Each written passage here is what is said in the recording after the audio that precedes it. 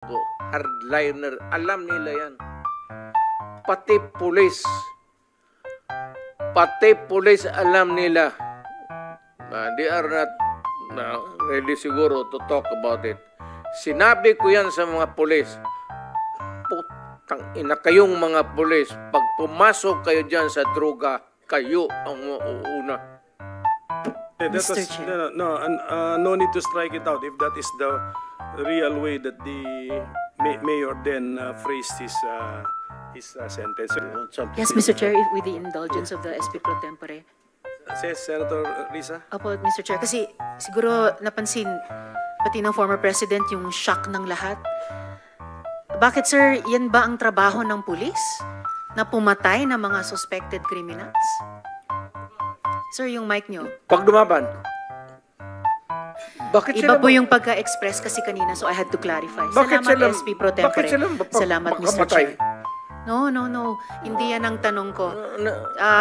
Talagang, maling, napaka hindi magandang impression po ng mga statements kanina. Kaya I appreciate the candor of Yusek Kuy at pati kanina ni General Danao. Look, ma'am, may I interrupt you?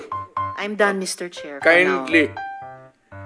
Itong mga to, ma'am, galing ito ng mga sa Academy PMA.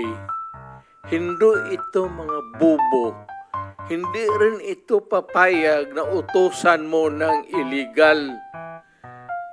Doon yan sa Academy nila, sa PMA,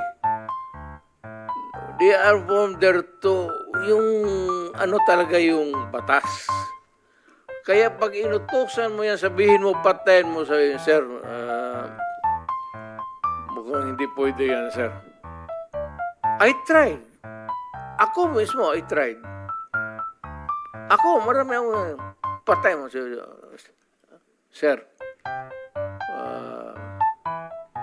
Kulong mo na lang natin, sir. Sabi ko siya, siguraduhin mo lang na hindi ma-release. Kasi gagawa ng kalukuhan yan uli. And they will mag-hold up na naman yan. Yan ang lalo na yung mga kaso na magnakaw, tapos mag-rape, tapos magpatay, o Mr. Chair. Can we let the President complete his sentence? What were you trying to say, sir? That yes. Mag-rape, magpatay, magnakaw, magpatay, and then what do we do with them? Ganun na lang ang sadness ko sa trabaho ko. Thank you. Kaya hindi ko lang sinabi ko yan kasi hindi ko lang sila mautusan ng gano'n na gaya na sinabi ko, nag-rape ng bata, yung pinatay, patayin mo. Hindi ko mautusan itong mga to. Sabi ko, karamihan sila PMA, hindi maniwala yan, ganon. Sabi man, hindi, sir, mahirap yan. Kulungin na lang natin, sir. Walang dumaan yan sila sa... There was never a time na sinabi ko, patayin ninyo yan. Minsan yung harap-harapan sa crime scene, nakita ko yung bata, 3 years old, rape, patay, tapos nandoon yung tiyuhin. Kung sinabi ko, putang, patayin mo. Out of outrage. In the moment of outrage yung, putang. Sir, kulungin na lang natin yan, sir.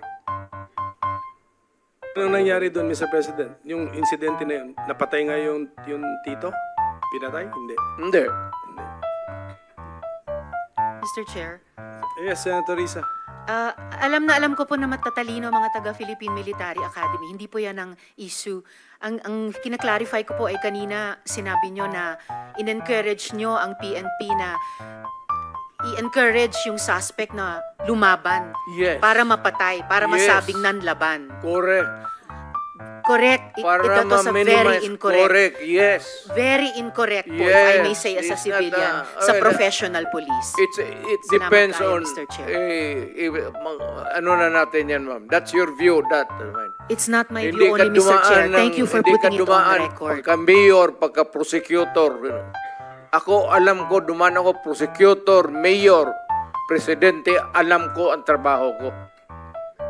Yes, Yan ang salamat totoo kayo, Mr. dyan. Chair. Hindi ka nagdala ng syudad eh.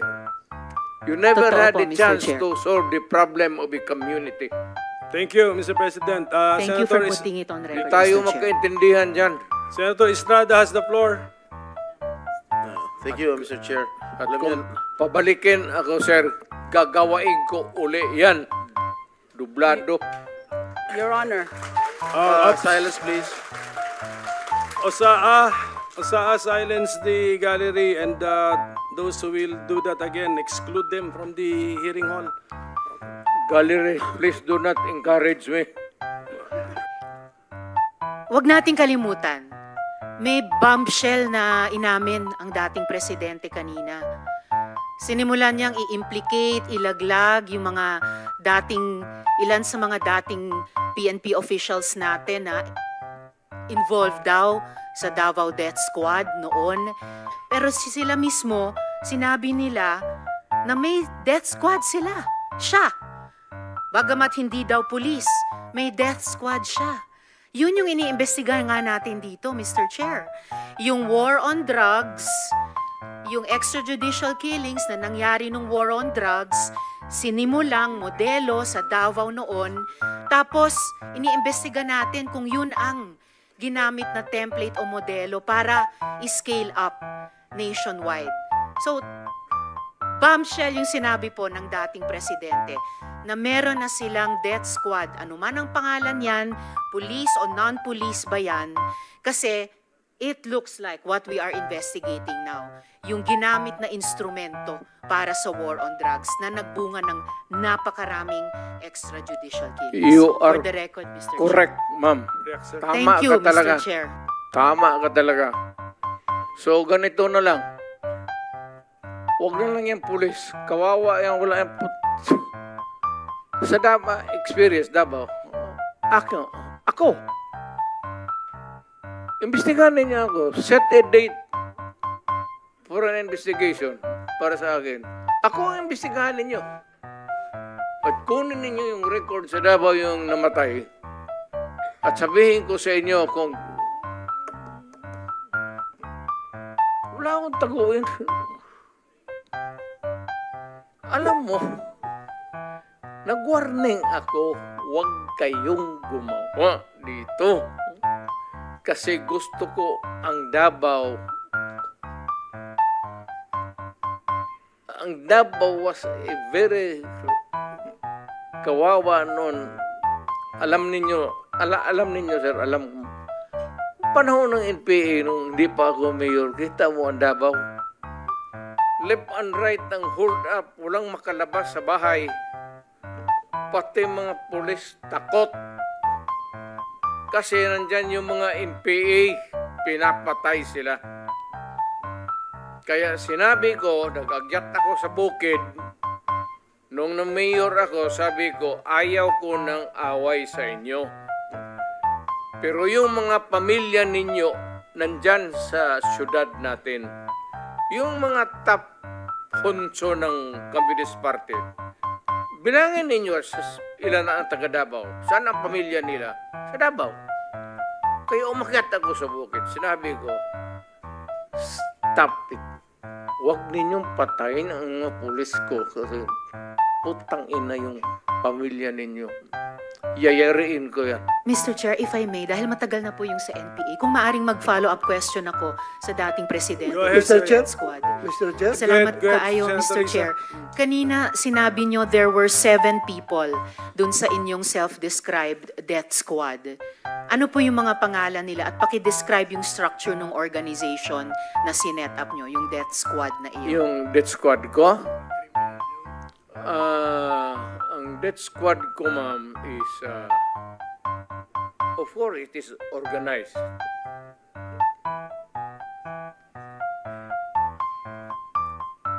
Mga dyan lang. Ano po yung structure ng organization na iyon?